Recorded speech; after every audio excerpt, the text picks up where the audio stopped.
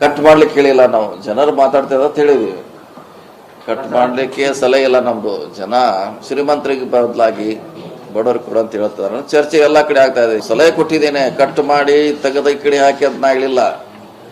ನಂದು ಕ್ಲಿಯರ್ ಕಟ್ಟು. ಜನ ಹಿಂಗ್ ಮಾತಾಡ್ತಿದ್ದಾರೆ, ರಾಜ್ಯದಲ್ಲಿ ಏನ್ ನಡೀತಾ ಇದೆ ಹೋದಾಗ ಹೇಳುವಂತ ಎಲ್ಲರದು ವಾಡಿಕೆ.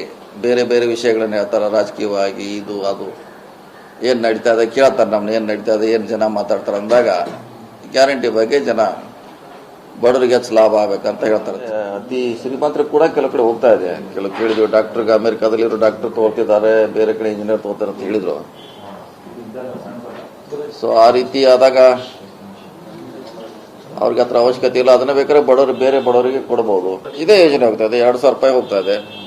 ಬಸ್ನಲ್ಲಿ ಅಡ್ಡಾಡಕ್ಕೆ ಹೋಗ್ತಾ ಇದೆ. ಬಸ್ನಲ್ಲಿ ಅದಕ್ಕೆ ರೆಸ್ಟ್ರಿಕ್ಷನ್ ಇಲ್ಲ. ಈಗ ನಮಗೂ ಸಿಗ್ತಾ ಇದೆ, ರೂಟೀನಲ್ಲಿ ನಮಗೂ ಬರ್ತದೆ ಕರೆಂಟು. ನಾನು ಇತಿ ಮಾಡಿದ್ರೆ ಬಹಳ ಸರ್ಕಾರಿ ನೌಕರು ಹೇಳಿದ್ರು, ನಾನು ಪಡಿತಾ ಇದ್ದೀನಿ ಅಂತ ಹೇಳಿದ್ರು. ನಮ್ಮಲ್ಲಿ ನಮ್ಮ ನೌಕರದವರು ನಮಗೂ ಸಿಗ್ತಾ ಇದೆ ಬೆನಿಫಿಟ್.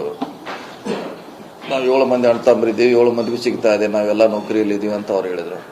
ಸೊ ಅವ್ರ ಸಜೆಷನ್ ಇದು, ಬಡವ್ರಿಗೆ ಸಿಕ್ಕರೆ ಒಳ್ಳೇದಿದು, ನಮ್ಗೆ ಹೆಂಗಾರು ತುಂಬಂತ ಶಕ್ತಿ ಇದೆ ಅಂತ.